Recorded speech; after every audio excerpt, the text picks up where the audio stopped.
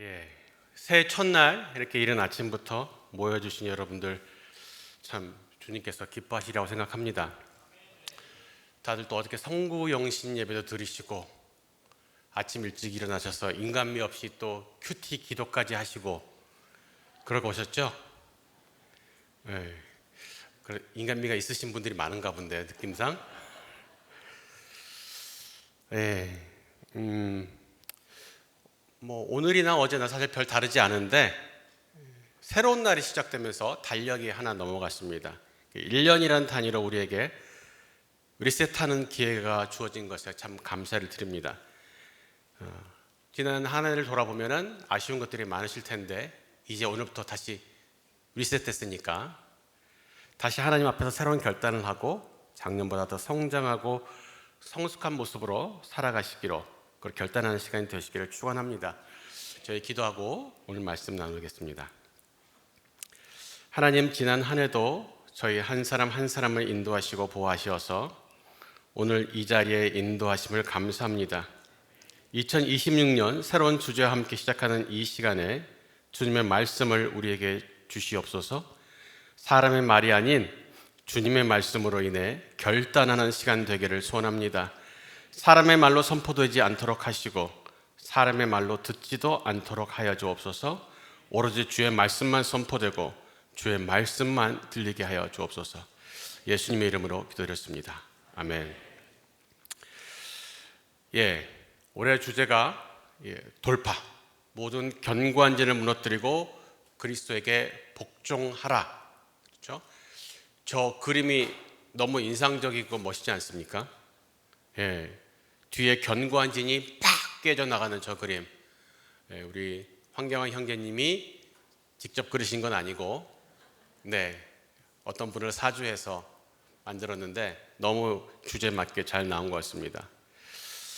우리가 돌파해야 될 장애물이 있는데 그 장애물의 이름을 견고한 진이다 이렇게 성경이 말하고 있고, 돌파의 목적은 그리스도에게 복종하는 것입니다. 그런데 견고한 진이 무엇인가? 외적이고 물리적인 진인가? 아닙니다. 본문은 이 견고한 진이 이론과 생각이다라고 말을 하고 있습니다. 하나님 아는 것을 대적해서 그리스도에게 복종하지 못하도록 방해하는 모든 이론과 생각의 체계들, 그것이 견고한 진이라는 것이죠. 세상의 철학, 유행, 남들 하니까 다 따라해야 하는 것, 어려서부터 받아온 가정교육, 문화의 이름으로 자리 잡고 있는 사회적 통념들, 오랜 개인 경험으로 누적된 선입견과 편견들, 개인적 성향, 이 모든 것들이 다 견고한 진이 될 수 있습니다. 때로는 그 견고한 진이 교회 안에도 또 BBB와 같은 선교 단체 안에도 있습니다. 그래서 작년 주제가 다시 성경으로 과연 그러한가 성경을 상고하라 그랬죠. 모든 것을 성경적인가 점검하자고 했던 것입니다. 성경적이지 않은 모든 전통들은 다 하나님을 대적하고 그리스도께 복종하는 것을 방해하는 견고한 진이 될 수 있기 때문입니다. 오늘 우리 안에서 모든 성경적이지 않은 생각과 경험의 견고한 진들을 돌파하고 그리스도에게 온전한 복종이 일어나길 기대해 봅니다. 이 돌파란 단어를 사전에서 한번 찾아봤습니다. 네이버 사전을 참고해 보면 이렇게 나와 있습니다. 1번 쳐서 깨뜨려 뚫고 나아감. 2번 일정한 기준이나 기록 따위를 지나서 넘어섬. 3번 장애나 어려움 따위를 이겨냄. 한자로 보면은 돌진해서 깨트린다라는 것이 돌파입니다. 내가 나가려는 길에 뭔가 장애물이 있다는 것이죠. 그래서 그 장애물을 깨뜨려야 그 뒤에 있는 목표를 향해서 계속 나아갈 수 있다는 뜻입니다. 돌파는 장애물을 제거하거나 깨뜨리는 게 목적이 아닙니다. 어쩌면 장애물은 깨어진 후에도 그 자리에 계속 있을 수 있지요.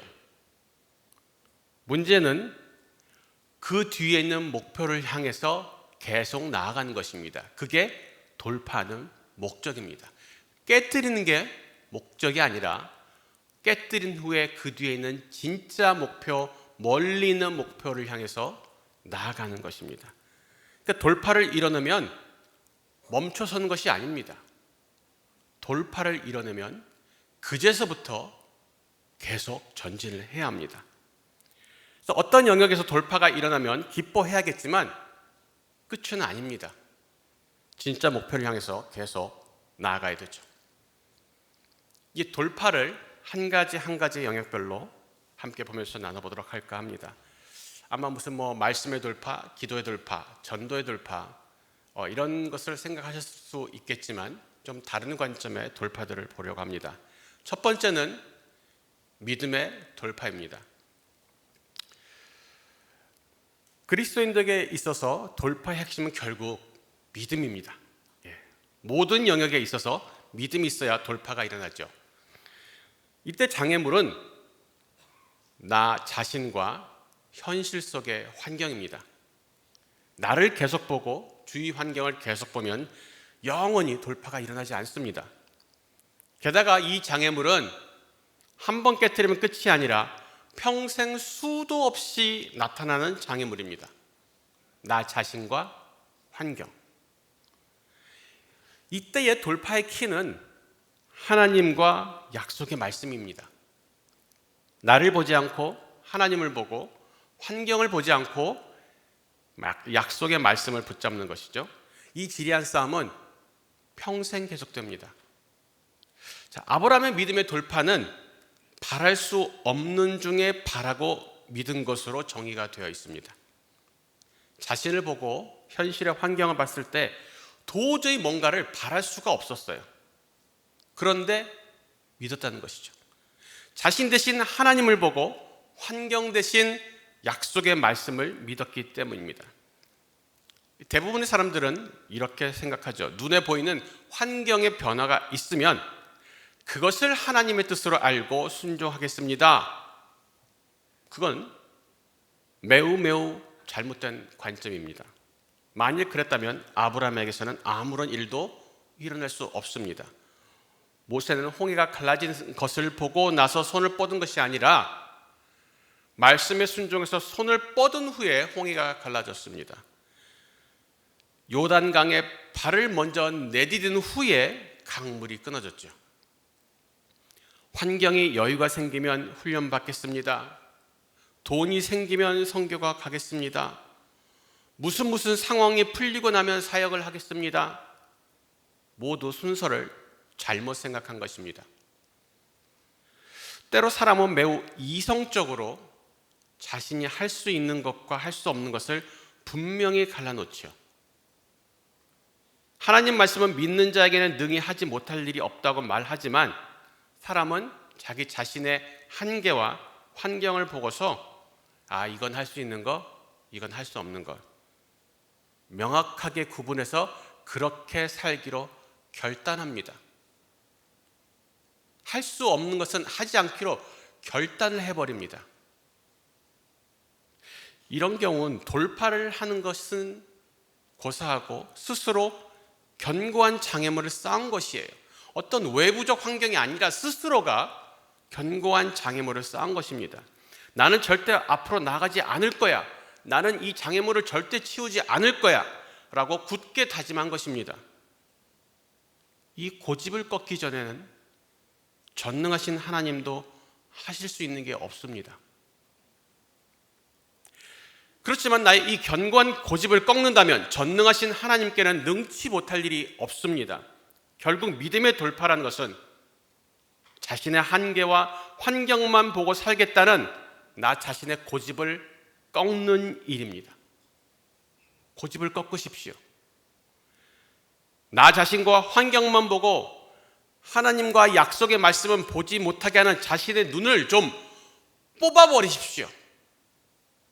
내 가정과 직장에 아무것도 보이지 않을 때, 바랄 수 있는 것이 아무것도 없을 때도 우리 몇 명이서 꼼지락거린다고 우리 모임에, 우리 지역에 무슨 일이 일어나겠는가?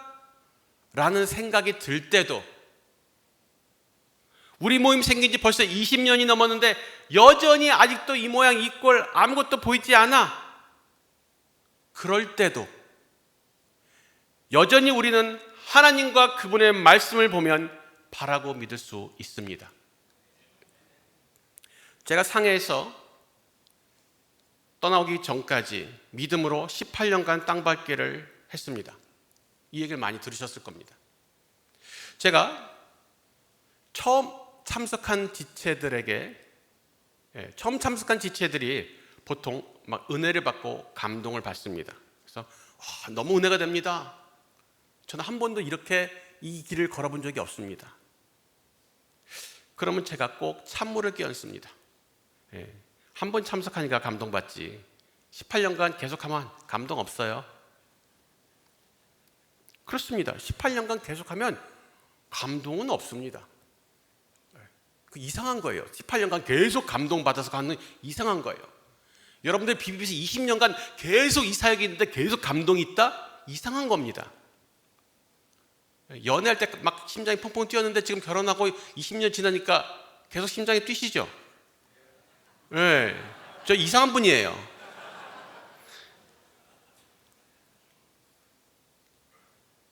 제가 감동과 느낌으로 했으면 몇 달 만에 때려쳤을 겁니다.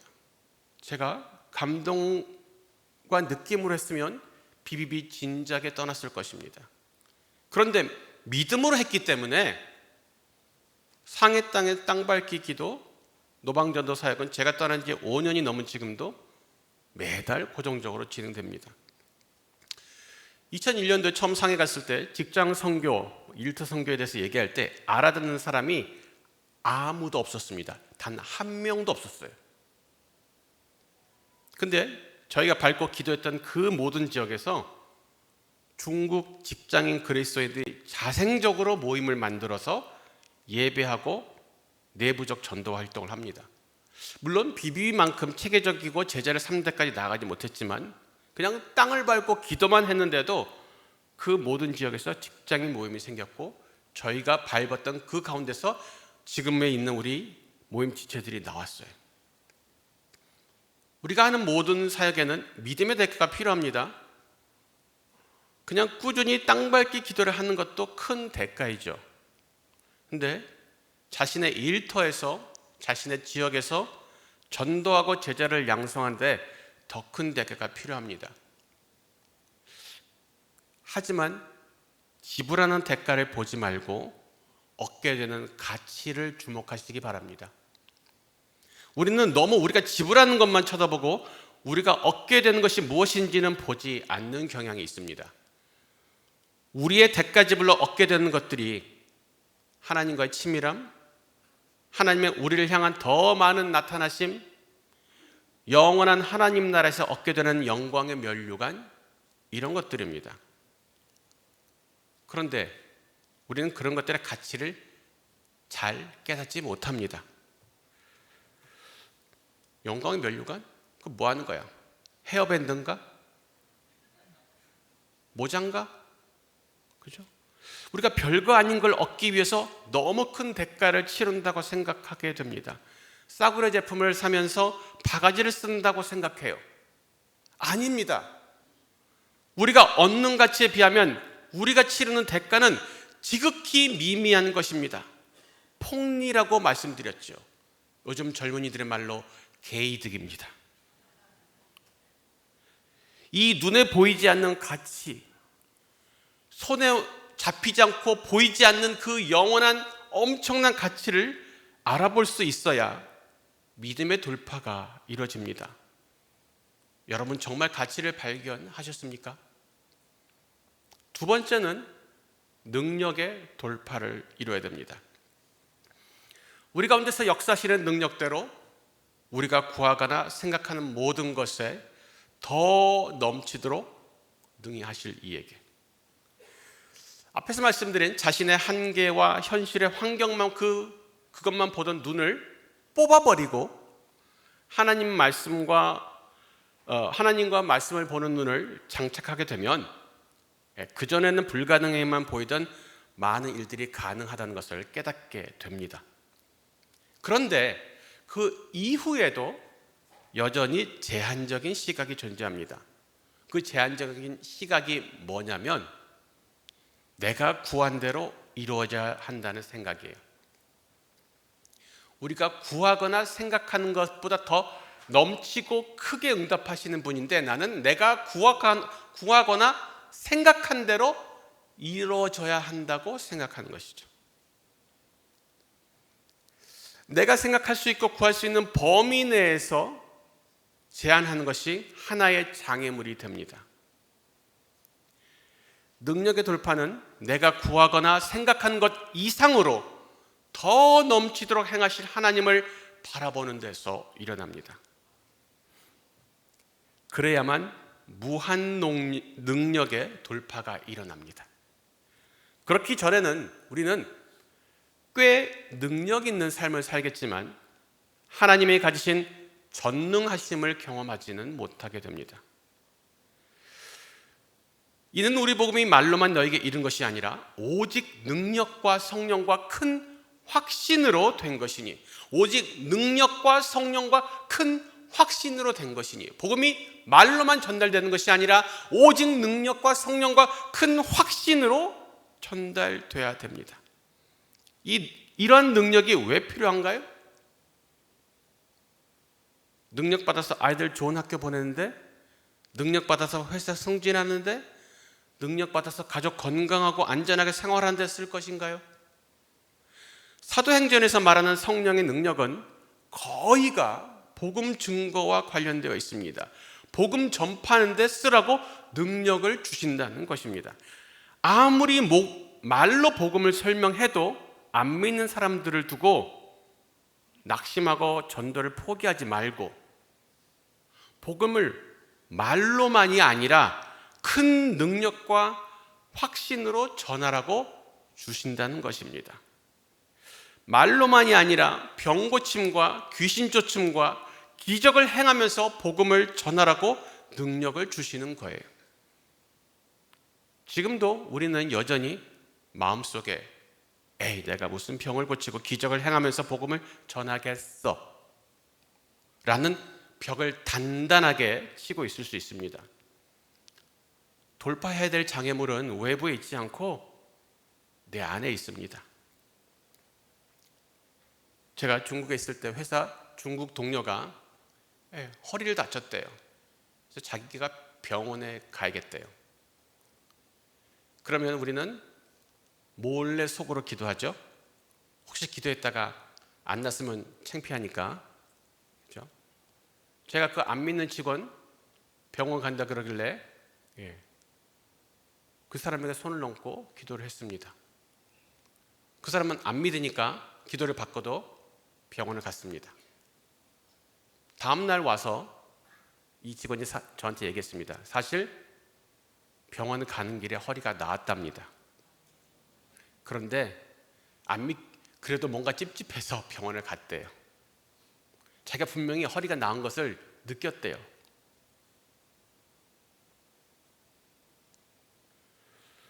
우리는 말로만 전할 것이 아니라 더 큰 능력과 성령의 확신으로 복음을 전할 수 있습니다. 그 능력이 우리에게 주어졌습니다. 사용하셔야 합니다. 성경은 분명히 예수님이 하신 것보다 더 큰 일을 우리가 할 수 있다고 하였지만 우리는 절대 믿지 않습니다. 그래서 나는 그냥 평생 사역 일을 읽어주는 전도만 할 거야 라고 굳게 다짐하지요. 말로만 전하는 복음이 아니라 능력으로 증거되는 복음의 돌파를 이뤄내야 합니다. 오직 성령이 너에게 임하시면 너희가 권능을 받고 예루살렘과 온 유대와 사마리아와 땅끝까지 이르러 내 증인이 되리라 하시니라. 성령께서 우리에게 그런 능력을 주신 것은 땅끝까지 증인이 되라고입니다.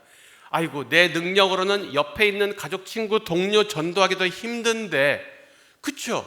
내 능력으로는 내 가족, 친구, 동료 전도하기도 힘들죠. 그것도 어려워 보여요. 그러니까 하나님의 능력으로 복음을 가족, 동료, 친구를 넘어서 옆 도시와 다른 나라에까지 전파하면서 복음 전파의 한계를 돌파하라는 것입니다.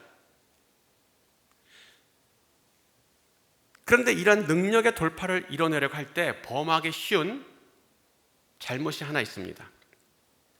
고린도후서 12장 9절은 이렇게 말하고 있죠. 내 은혜가 내게 족하도다. 이는 내 능력이 약한 데서 온전해짐이라. 능력의 돌파를 이뤄내자 하면 자신을 강화시키는 겁니다. 자신의 체력을 늘리고 자신의 지식과 경험을 늘리려는 거예요.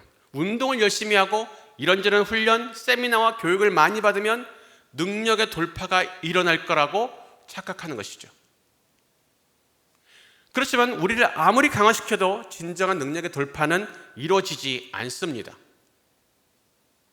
오히려 내 능력이 아무것도 아님을 인정하고 전적으로 주님을 의지하는 것을 훈련하지 않으면 나를 강화시킨 모든 것들은 무용지물, 아니 심지어 해악이 되기도 합니다. 진정한 능력의 돌파는 나의 능력을 내려놓고 주님의 능력만을 의지하겠다는 결단으로부터 시작합니다. 제가 상해에서 저는 나뭇가지일 뿐이고 포도나무에 붙어 있지 않으면 아무것도 아니라는 것을 깨닫는데 9년이 걸렸다고 말씀드린 적이 있습니다. 저는 많이 배우지 못하고 훈련받지 못하고 경험이 없었어요. 그렇지만 내가 지식이 없고 경험이 없다고 주저앉지 않고 주님을 더 전적으로 의지하였습니다. 실패해도 포기하지 않았습니다. 주님을 의지해서 다시 일어났습니다. 그래서 돌파가 일어났습니다. 내 힘으로 열심히 일한 9년의 사역은 다 사라져버렸고 제가 힘을 빼고 나서부터 사역이 일어나기 시작했어요. 돌파가 일어났죠. 9년 동안 세운 2번의 모임은 다 사라졌습니다. 제가 제 힘을 강화해서 세운 모임 2번은 다 사라졌습니다. 9년 동안 양육한 10수명이 넘는 지체들은 다 떠나갔습니다. 10년 차부터 모임이 배가해서 6개를 개척하고 그때 양육한 사람들이 모임에 남으면서 지금 11명이 모임에 있고 7명은 지역 대표급 순장들로 세워졌습니다. 그러면 앞에 9년은 말씀 기도 없이 그냥 일만 열심히 하셨군요. 아니에요. 말씀 기도 다 했습니다. 그러면 10년 차부터는 본인이 일하는 것을 좀 줄이시고 오로지 말씀 기도에만 집중하셨군요. 아니에요. 열심히 일했습니다. 내 힘으로 열심히 내는 것과 내 힘을 내려놓고 주님의 힘을 의지하는 것은 아주 미묘한 차이가 있습니다. 외적으로는 큰 차이가 안 보일 수 있습니다. 그런데 하나님이 아시고 제가 압니다. 내 힘을 내려놓고 하나님의 능력을 의지하게 시작하면서 생기는 가장 큰 변화는 부담이 없다는 겁니다. 말씀도 보고 기도도 하는데 여전히 부담이 된다, 걱정이 된다, 했다가 잘못되면 어떡하지? 괜히 욕만 먹으면 어떡하지? 이게 전부 자신을 의지하고 있는 증상입니다. 어떤 분들이 여러분들이 물으시죠, 저한테. 대표 되시니까 힘드시죠? 대표 되는 거 부담스럽지 않으셨어요? 저는 굉장히 재수없게 답변을 합니다. 아니요. 너무 재수없어, 저 인간. 제가 교만하고 재수없어서가 아니라 진짜 부담이 안 돼서 그래요. 제가 왜 부담을 가져야 되는데요? 제가 대표가 된 이유가 하나잖아요. 다른 더 탁월하시고 훌륭하신 분들은 다 고사를 하셨는데 저는 가만히 있다가 됐다 그랬잖아요. 그래서 다들 한 발자국 뒤로 물러서는데 저는 앞으로 나가진 않았어요. 근데 가만히 있었어요. 그랬더니 결과적으로 제가 앞에 있더라고요. 제 힘으로 하는 거 아닌데 제가 왜 부담스럽습니까? 내가 잘나고 못나고 상관이 없는데 내 능력으로 하는 거 아닌데 왜 제가 부담스러워야 합니까? 지금 여러분 지역대표 나 벌써 몇 년이나 했는데 빨리 그만두고 싶어. 지구대표 내가 벌써 몇 년 했는데 빨리 그만두고 싶어. 왜요? 그 좋은 걸 왜 그게 부담스럽고 힘들죠? 자기 힘으로 한 것도 아니면서.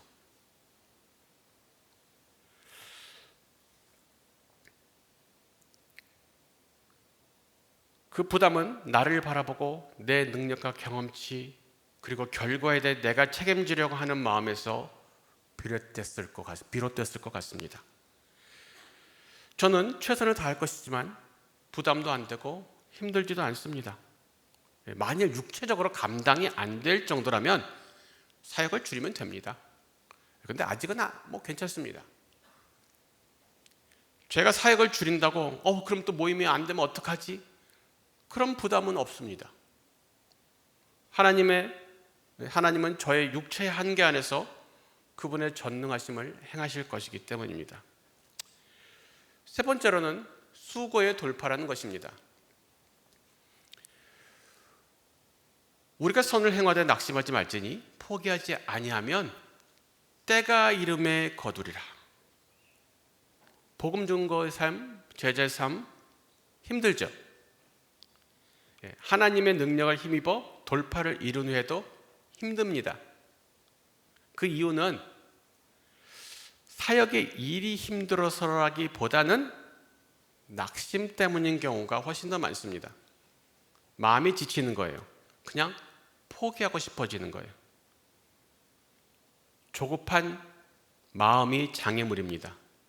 빨리 결과를 보고 내가 원하는 내 스케줄 따라서 성취가 일어나기를 바라는 마음 때문이에요. 그렇지만 여러분 다 아시죠? 영혼의 구원을 받고 영혼이 성장하는 일은 엄청 더딥니다. 내가 그 결과를 조정하려고 하는 순간 우리는 심한 낙심과 좌절에 부딪히게 됩니다. 그 결과가 뭡니까? 포기죠. 포기를 하면 수확을 하지 못하는 것으로 귀결됩니다. 하지만 포기하지 않으면 때가 되면 거두는 거예요. 제가 잘한 거 포기하지 않은 것뿐이에요. 안 될 때도 포기하지 않은 거. 항상 잘 되기만 하면 방금 이 구절이 필요 없겠죠. 낙심할 일 없잖아요. 전도하는 족족 영접하고 양육하는 족족 충성된 제자로 자라면 낙심할 일이 뭐가 있겠어요? 그게 안 되니까 낙심하지 말라고 그렇게 많이 성경에 기록해 놓은 것입니다. 전도가 잘 안 되는 거, 양육이 잘 안 되는 거는 지극히 정상입니다. 정상이에요. 말아먹는 거 지극히 정상입니다. 낙심하지 않으시고 포기만 안 하시면 됩니다. 때가 이르면 거둡니다. 눈물로 씨 뿌리면 기쁨으로 단을 거두는 날이 반드시 옵니다. 씨 뿌릴 때는 웃지 않습니다. 씨를 뿌리는 날 웃고 싶으세요? 씨 뿌릴 때는 울고 뿌리셔야 됩니다. 그래야 기쁨으로 단을 거둔 날이 옵니다. 저희가 외우고 있는 고린도전서 15장 58절에 이렇게 말하고 있죠. 그러므로 내 사랑하는 형제들아 견고하며 흔들리지 말고 항상 주의 일에 더욱 힘쓰는 자들이 되라. 이는 너희 수고가 주 안에서 헛되지 않은 줄을 알미라. 때로는 소위 현타라는 것이 옵니다. 이게 내가 뭐 하는 짓인가? 내가 뭐 때문에 이렇게 내 돈 내 시간 쓰면서 욕먹어가면서 뭐 빚진 사람처럼 아쉬운 소리 하면서 더럽고 치사한 꼴 보면서 살아야 하는가? 현타가 오죠. 그때 돌파해야 합니다. 포기의 순간을 넘어서야 합니다. 포기는 언제 쓰는 것이다? 배추 살 때 쓰는 것이다. 그죠? 포기는 우리는 배추 살 때만 쓰는 거예요. 포기의 순간을 넘겨야 합니다. 왜냐? 우리가 하는 수고가 결코 헛되지 않기 때문입니다. 여러분이 하는 수고 결코 헛되지 않다는 것을 확신하시고 포기하고 싶은 순간을 꿀떡 삼키고 넘기셔야 됩니다. 포기가 생각나시면 꿀떡 침 삼키고 넘기시면 됩니다. 오늘 오기 전에 내가 오늘 신년 순장 수련만 참석하고 그만두리라. 이러한 결단을 하고 오신 분들 지금 침 한번 꿀떡 삼키시기 바랍니다. 체력적으로 힘들고 잠 못 자고 피곤하고 마음으로도 지치고 누가 인정해 주는 것도 아니고, 그리고 우리 순장님은 또 티야, 칭찬도 안 해줘, 공감도 안 해줘. 그런데 내가 뭐 하러? 아니, 교회에서 작은 봉사만 해도 칭찬받는데 내가 뭐 하러 이런 3D 업종의 사역을 계속해야 하는 거지? 견고하고 흔들리지 말라는 말은 예수 믿는 것을 포기하지 말라는 뜻이 아닙니다. 교회만 잘 출석한다고 견고한 것이 아닙니다. 방금 구절 한번 다시 띄워주시겠어요? 자, 견고하고 흔들리지 말고 그 다음에 뭐 하래요? 항상 주의 일에 더욱 힘쓰는 자들이 되라. 예, 주의 일에 힘쓰는 것을 포기하지 말라는 게 견고하고 흔들리지 말라는 뜻입니다.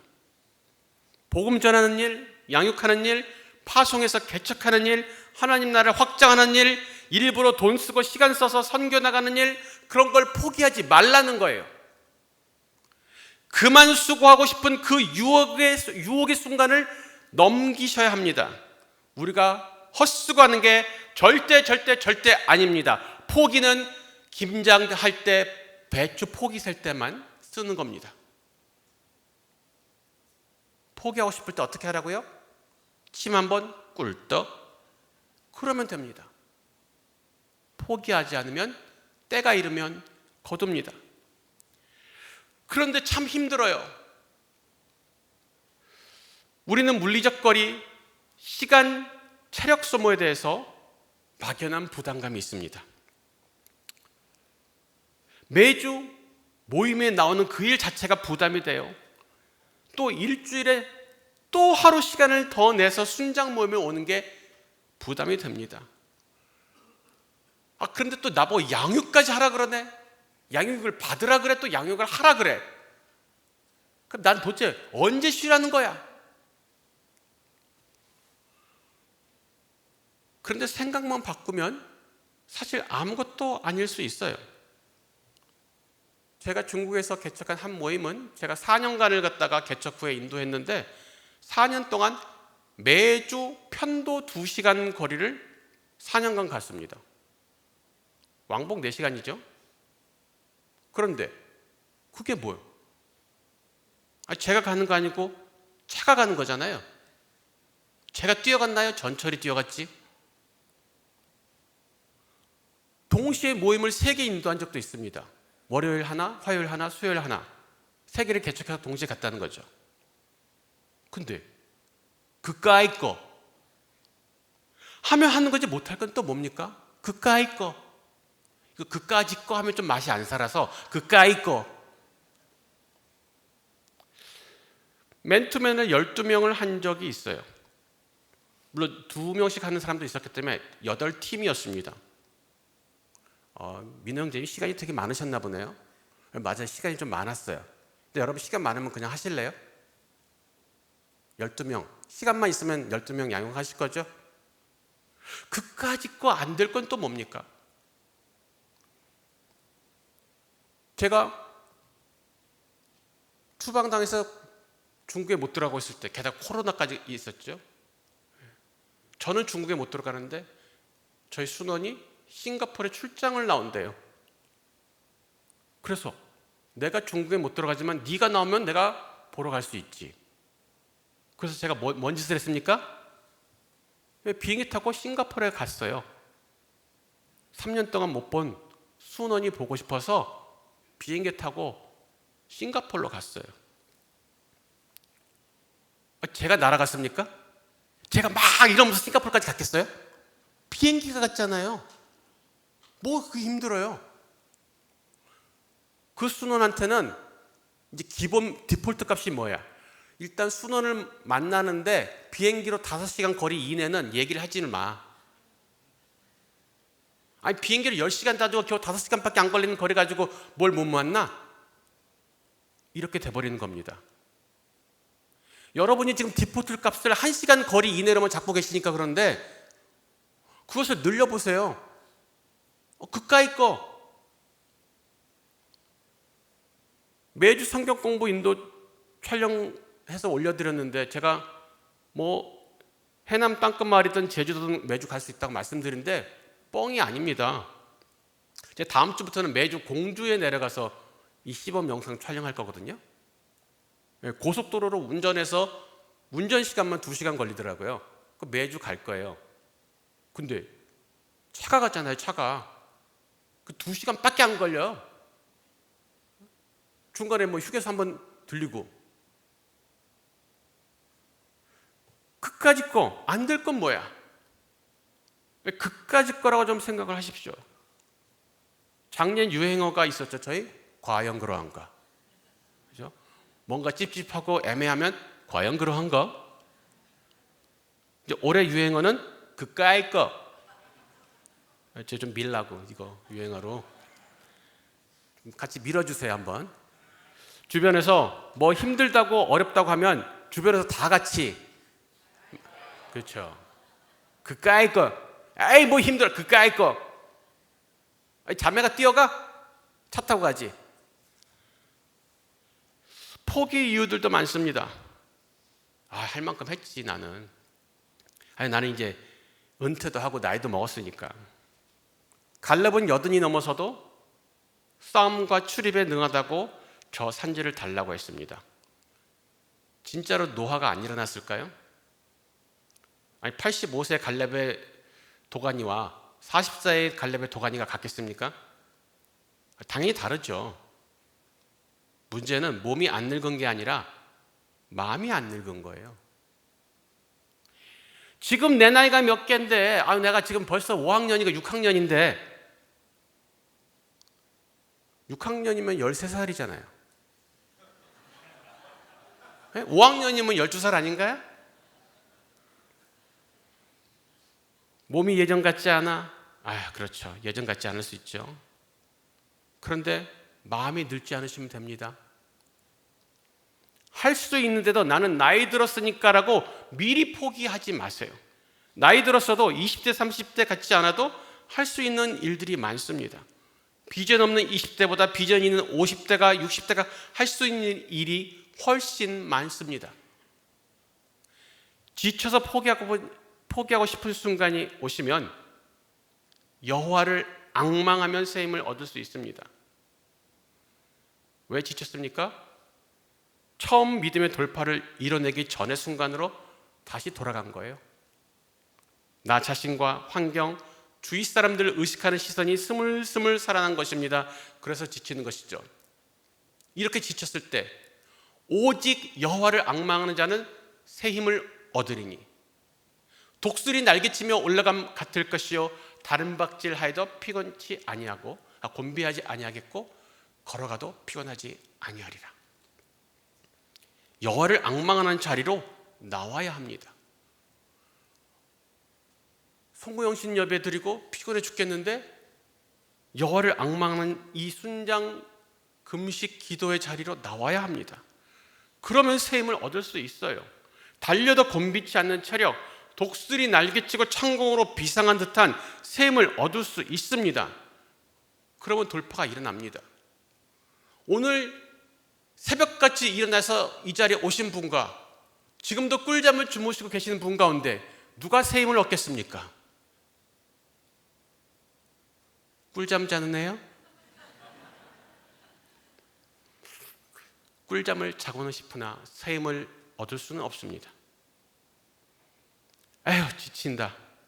그냥 쉬자. 눕자 하지 마십시오. 오히려 힘들고 지칠 때 은혜의 자리로 여호와를 앙망하는 자리로 나오십시오. 그러면 새 힘을 얻고 돌파가 일어납니다. 다시 수고하는 일을 감당할 수 있게 됩니다. 네 번째는 사랑의 돌파입니다. 돌파의 시작은 믿음이었죠. 그러나 돌파의 끝은 사랑입니다. 복음을 전하고 눈물로 씨 뿌리고 피곤하도록 달리고 더럽고 치삼을 감수하는 일은 결국 사람을 섬기는 일입니다. 하나님을 사랑하는 것은 쉽습니다. 하나님은 자비로우시고 사랑이 많으시고 선하시고 변함없이 신실하시고 전능하시죠. 물론 이런 하나님을 사랑하는 것도 쉽지 않을 수 있지만 사람을 사랑하는 것보다는 100배, 1000배 쉽습니다. 사람을 사랑하는 게 문제예요. 사람은 사랑스럽지 않지요. 죄성이 가득하고 자기중심적이고 쉽게 삐지고 상처받습니다. 다른 사람만 그러느냐? 내 자신이 그렇잖아요. 그죠? 본인 한번 돌아보세요. 사랑스러우신가? 사랑스럽지 않은 죄인이 사랑스럽지 않은 다른 죄인을 사랑한다는 것이 얼마나 어렵겠어요. 다들 투덜투덜 막 욕하고 그러는데 그 욕하는 이유, 불평, 불만을 터뜨리는 이유는 다 자기가 사랑스럽지 않은 죄인이라서 그래요. 자기 중심이라서. 사랑장 고린도전서를 보면은 감정에 관한 얘기가 하나도 안 나옵니다. 그죠? 그러면서 시작이 이렇죠. 사랑은 모든 것을 참으며 사랑은 모든 것을 견디느니라. 알고 싶지 않은 구절. 그죠? 성경의 사랑에 대한 정의는 뭐예요? 모든 것을 참으며 모든 것을 견디는 게 내가 심장이 콩닥콩닥 뛰지 않아도 저 진상을 꾹 참는 것이 사랑이에요. 저 꼰대를 내가 견디는 것이 사랑이에요. 사랑의 최고봉은 용서입니다. 죄 지은 자를 용서하는 것, 나에게 나쁘게 대하는 사람을 사랑하는 것, 나한테 잘해주는 사람, 나한테 맨날 선물 주는 사람, 나 맨날 칭찬해주는 사람 사랑하는 게 뭐가 어려워요?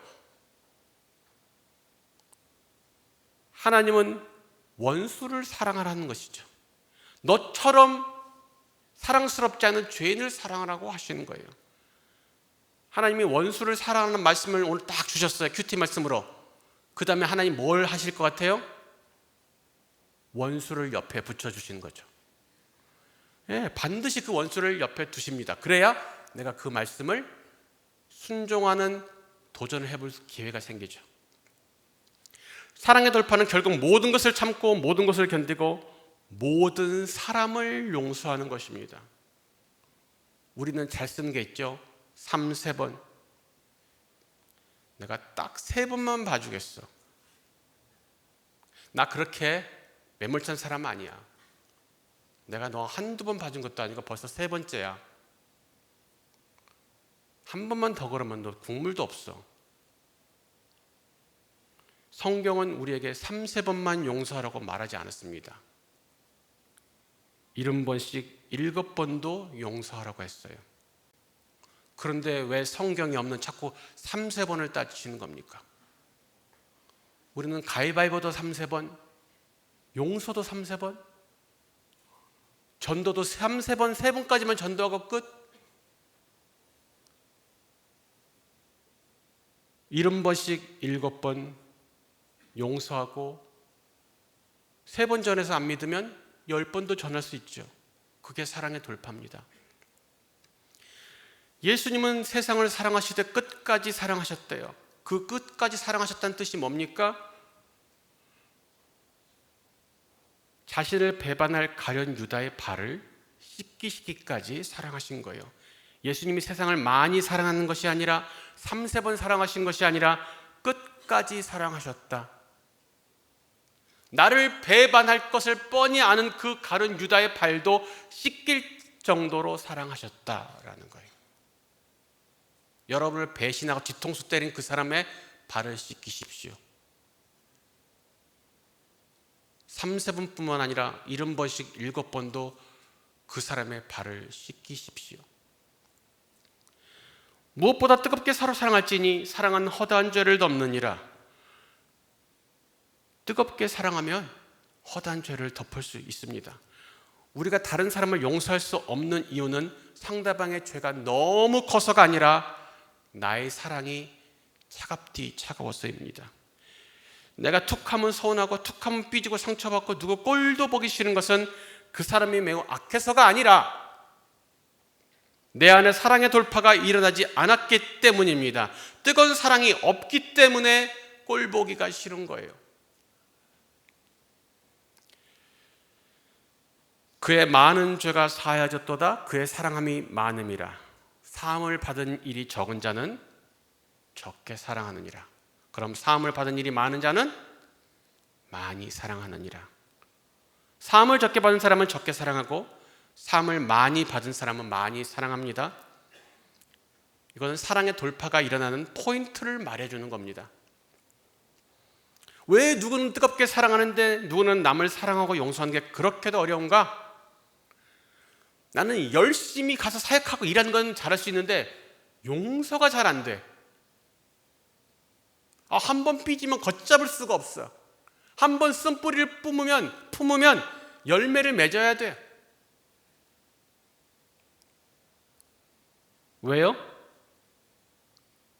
자기가 얼마나 큰 죄를 용서함 받은 죄인인지를 자꾸 까먹는 거예요. 내가 용서함 받은 죄가 얼마나 큰 죄인지를 깨달으면 사랑의 돌파가 일어납니다.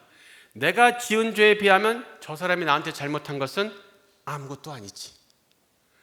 내가 용서함 받은 죄에 비하면 저 사람이 나한테 지은 죄는 사소한 거지. 내 과거 모습과 비교하면 저 정도는 양반이지. 이런 관점으로 보면 모든 것이 다 용서가 됩니다. 사랑할 수 있습니다. 결국 사랑의 장애물은 개구리 올챙이적 생각 못하는 것입니다. 과거에 어떤 사람인지 기억하십시오.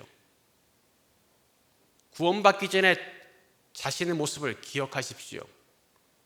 도대체 얼마나 많은 크고 엄중한 죄를 용서함 받았는지 기억하십시오.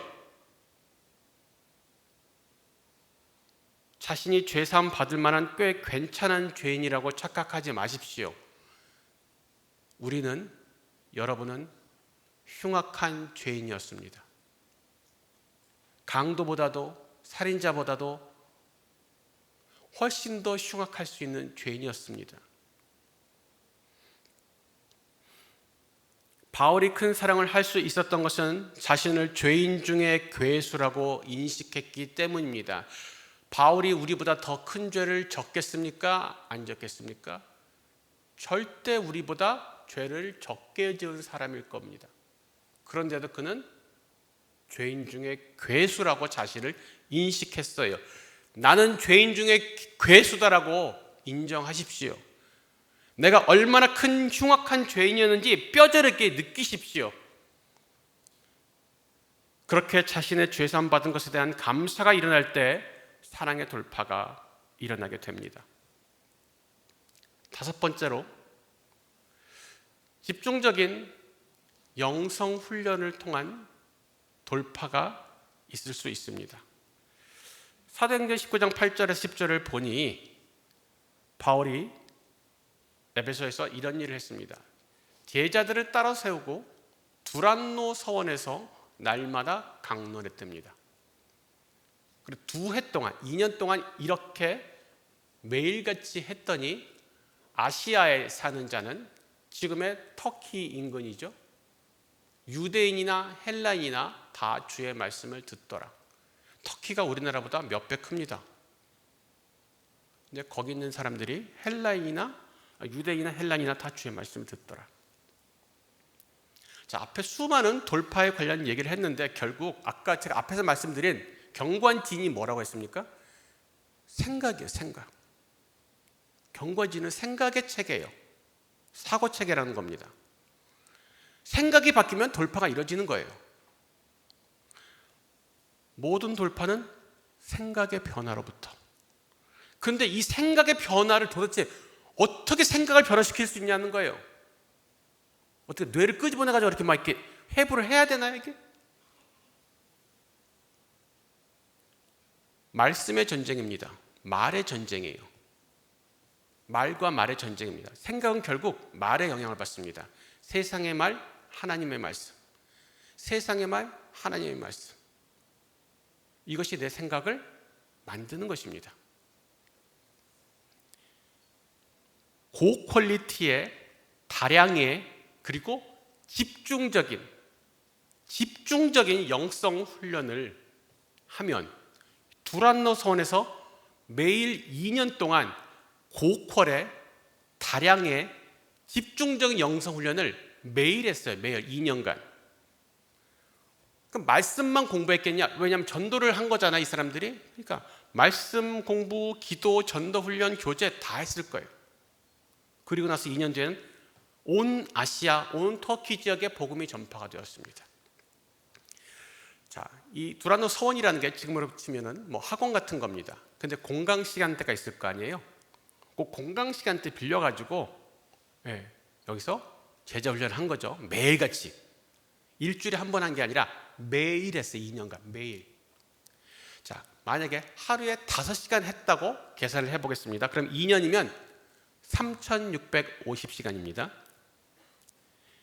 자, 우리가 지금 일주일에 10시간 모임 나오고 교제를 한다고 치면 그 기준으로는 약 7년치의 분량이에요. 근데 예수님은 더 심했어요.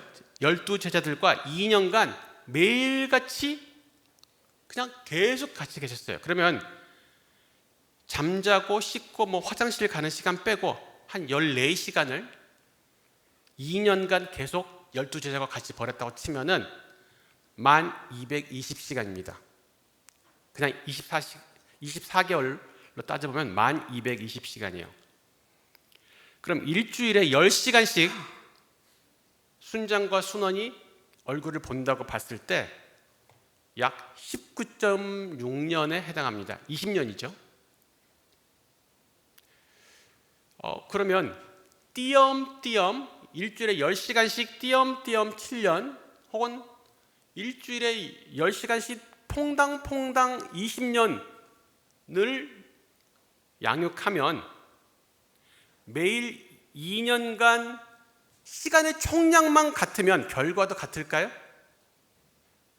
일주일에 10시간씩 7년이면은 아까 매일 5시간씩 2년하고 같은 거라 그랬잖아요. 똑같이 3650시간만 맞춰주면 결과값이 같을까냐는 거죠. 절대 같지 않습니다. 왜냐하면 띄엄띄엄 7년은 중간에 누수가 일어나면서 채워지는 거예요. 빠지고 조금 채우고 빠지고 조금 채우고 하나님 말씀 찔끔 세상 말 잔뜩 하면서 10년 20년 하는 것과 날마다 하나님의 말씀으로 꽉꽉 채워서 누수 없이 물 셀 틈 없이 2년 하는 것은 완전 다른 일입니다. 비비 너무 자주 모이는 것 같죠? 지금 우리가 너무 자주 모여서 문제인 것 같죠? 너무 적게 모여서 문제예요. 그래서 돌파가 안 일어나는 거예요. 우리가 너무 많이 모여서 지치는 게 아니라 너무 적게 띄엄띄엄 퐁당퐁당해서 돌파가 안 일어난 걸 수 있습니다. 자, 수련회 한 3박 4일을 가거나 단기 선교를 일주일 가보면 약간 경험할 수 있습니다. 그 3박 4일 혹은 일주일 동안 우리가 딴짓할 겨를이 없잖아요. 오로지 말씀, 기도, 찬양, 예배, 전도, 교제 뭐 이런 거만 하잖아요. 그때 뭔가 막 차오르는 것 같죠. 그래서 단기간이지만 약간의 변화를 맛봅니다. 그런데 겨우 일주일만 해도 그런데 그런 상태가 2년 계속된다고 해보세요. 2년 동안 딴짓할 생각도 없이 딴짓할 생각을 할 수도 없게 매일같이 고퀄의 다량의 말씀이 꽉꽉꽉꽉 눌러진다고 생각해 보세요. 매일같이 그런 교제가 이어진다고 생각해 보세요. 온 아시아의 복음이 전파 안 되는 게 오히려 기적이겠죠. 누수할 틈을 안 주고 날마다 꽉꽉 채우는 게 필요합니다. 그래야 돌파가 일어나요. 자, 우리 BTC 훈련 다 받아보셨죠? 11주 동안 받으면 그 기간 동안 다른 일은 생각할 수도 없고 할 틈도 없죠. 오로지 수레바퀴의 삶에만 집중하게 됩니다. 모든 생각, 모든 우선순위가 다 하나님 나라에 집중합니다. 그 기간 동안에 우리는 모두 어떠한 영적 돌파를 경험하게 됩니다. 우리 다 했습니다. 평소에 불가능하다고 생각했던 일들, 시간이 없어서 못한다고, 바빠서 못한다고 했던 일들 다 돌파됐습니다. 왜? 그 시간에 우리는 오로지 그것만 생각하고 그것만 기도하고 그것만 하니까. 우리가 자꾸 바빠요, 힘들어요 하는 것은 너무 한가해서 그래요. 너무 주님의 일이 한가해서 다른 것을 생각할 겨를이 너무 많아서 거기에 얽어매여져서 그래서 우리가 힘든 거예요.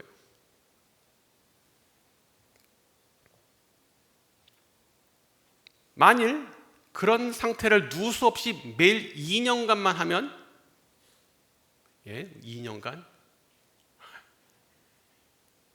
우리에게도 두란노 서원에 그러한 일이 일어납니다.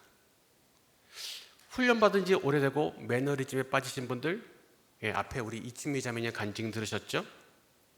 재훈련 받으시라. 아멘 크게 대답하시라. 작년에 111 얘기하면서 재훈련 자주 얘기했습니다. 지역 대표들이 관심이 없으신 건지 재훈련 받으신 분이 몇 번 없습니다.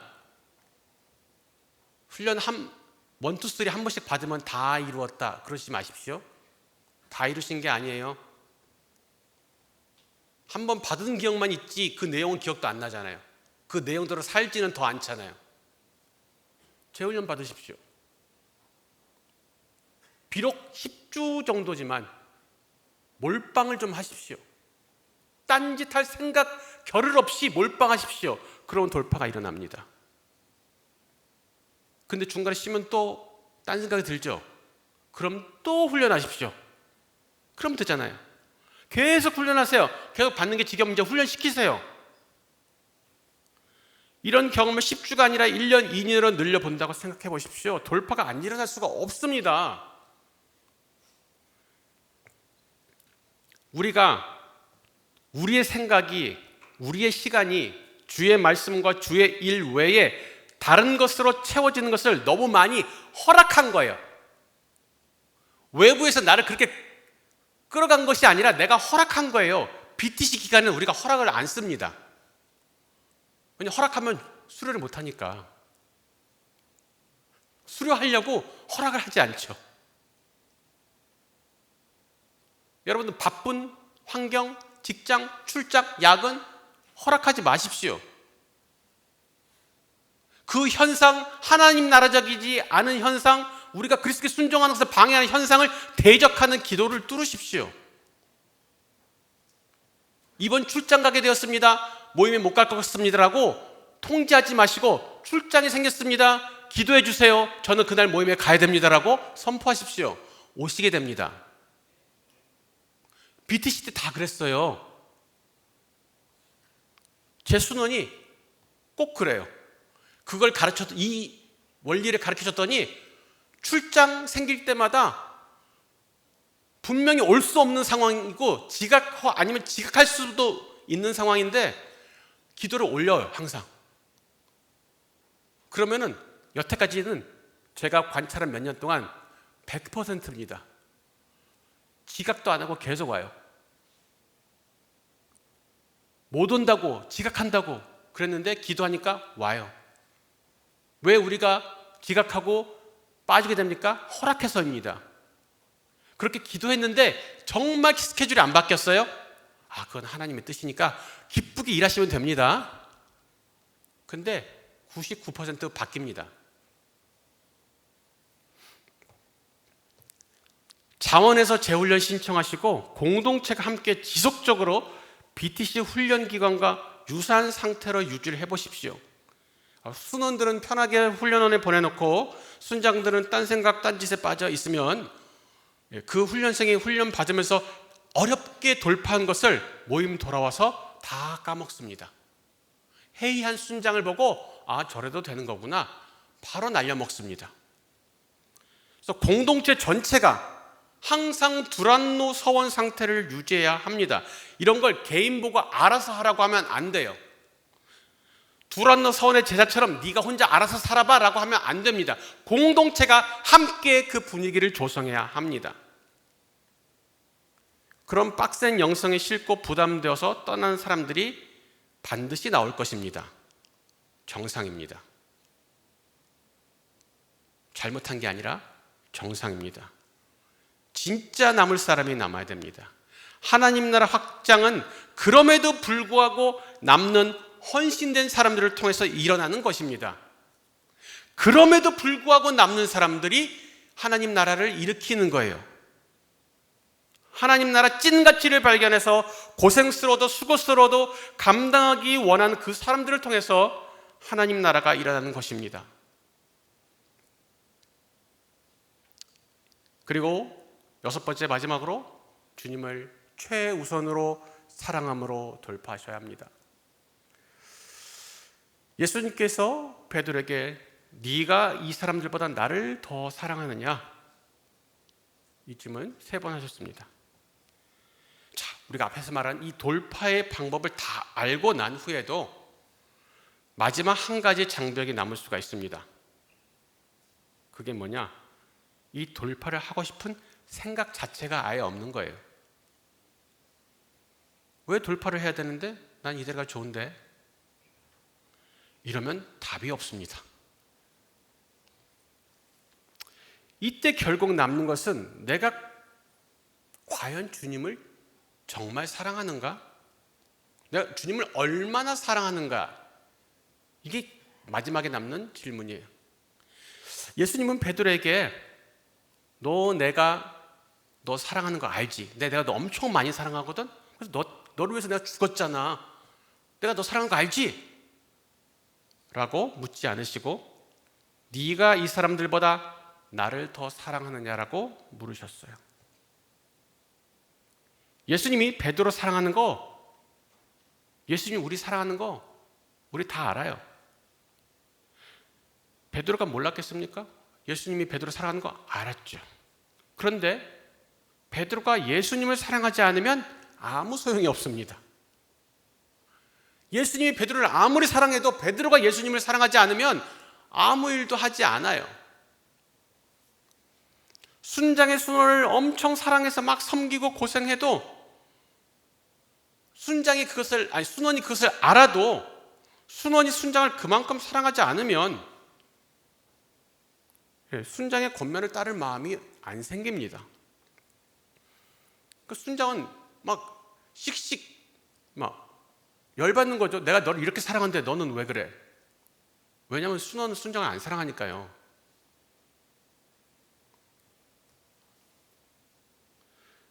예수님은 베드로에게 나를 사랑하느냐고 묻지 않으시고 이 사람들보다 나를 더 사랑하냐고 물으셨어요.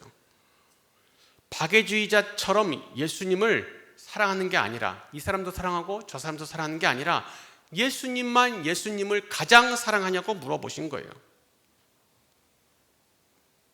하나님을 전심으로 가장 사랑하는 사람이 이웃을 자기 자신처럼 사랑하고 섬길 수 있죠. 저는 제가 지금 이 모습에 이러한 제자가 되리라고 작정해 본 적이 없습니다. 그런데 어느 날 보니 이 모양 이 꼴로 살고 있습니다. 그것은 언제부터 제 인생이 이렇게 꼬였는가 생각해 보니 제가 어느 날 기도하면서 주님 사랑합니다 라는 고백을 하고 난 이후부터 저에게 이런 일들이 일어났습니다. 베드로는 3번 이 질문을 받았습니다. 그것도 군중 가운데 묻혀서 대답하는 것이 아니라 1대1로 예수님과 아이 투 아이 눈을 마주치며 대면하면서 개인적으로 이 질문을 받았습니다. 목사님이 강대상에서 여러분들 주님 사랑하시죠? 할 때 아멘 하는 것과는 다른 차원입니다. 예수님이 지금 여러분 눈을 똑바로 쳐다보시고 1대1로 너 나를 제일 사랑하니? 라고 3번 물으시면 여러분 어떻게 대답할 수 있습니까? 저는 제 꼬락서니까 지금 이 모양 이 꼴인데 어떻게 뻔뻔하게 주님을 사랑한다고 대답할 수 있겠어요? 베드로, 내가 예수님 3번 부인했으니까 3번 물어보시는 건가? 아, 역시 그게 문제였구나. 막 이런 생각이 들었겠죠. 근데 베드로가 3번 다 사랑한다고 대답합니다. 참 낯짝도 두껍다. 그런 걸까요? 아니, 지가 그런 짓을 해놓고 어떻게 예수님을 사랑한다고 이렇게 뻔뻔하게 대답할 수가 있지? 베드로는 뻔뻔한 게 아니라, 얼굴이 두꺼운 것이 아니라 예수님이 베드로를 얼마나 사랑하신지를 확신했기 때문에 그렇게 대답할 수 있었습니다. 여러분의 수준, 상태를 보시지 마시고 예수님이 얼마나 여러분을 사랑하셨는지 확신하신다면 예수님을 제가 제일 사랑합니다고 답하십시오. 아직 주님을 전심으로 사랑하실 수도 없다면 우리는 내 마음을 다하며 목숨을 다하며 힘을 다하며 뜻을 다하여 주 너의 하나님을 사랑하라는 그 명령과 주의 뜻대로 구하면 반드시 들어주신다는 약속의 근거에서 주님의 사랑을 구하십시오. 마치 우리가 하나님의 명령과 약속의 근거에서 믿음으로 성령 충만을 구하면 성령 충만을 받을 수 있는 것처럼 주님을 사랑하는 명령과 주의 뜻대로 구하면 응답하시겠다는 약속의 근거에서 믿음으로 주님을 사랑할 수 있도록 간구하십시오. 그 기도는 반드시 응답되는 기도입니다. 주님의 명령이고 약속입니다. 매일같이 주님을 오늘도 가장 사랑하게 해주십시오라고 기도하셔야 합니다. 올해의 주제는 돌파입니다. 돌파의 목적은 그리스도에게 전적으로 복종하는 것입니다. 그런데 거기에 견고한 진이라는 장애물이 있습니다. 그 견고한 진은 이론과 생각입니다. 순종을 방해하는 모든 성경적이지 않은 이론, 철학, 경험, 전통, 문화, 편견, 선입견, 고집, 그 사고체계를 무너뜨려야 합니다. 작년의 주제가 작년에 하고 끝난 것이 아닙니다. 올해로 이어집니다. 오직 성경, 과연 그러한가 정신으로 성경적이지 않은 모든 사고체계를 배격하셔야 합니다. 그 생각들을 꺾으셔야 돌파가 일어납니다. 믿음의 장애물은 자신과 환경만을 바라보는 눈이라고 했습니다. 우리가 얻게 되는 영원한 가치를 깨닫지 못함 때문이라고 했습니다. 능력의 장애물은 내가 구한 대로 이루어져야 한다는 생각, 나를 강화시키려는 잘못된 태도라고 했습니다. 수고의 장애물은 조급한 마음, 자신이 원하는 대로 결과를 원하는 마음, 헛수고라고 생각하는 것, 스스로 이렇게 많은 수고를 감당할 수 없다고 믿는 확신 등입니다.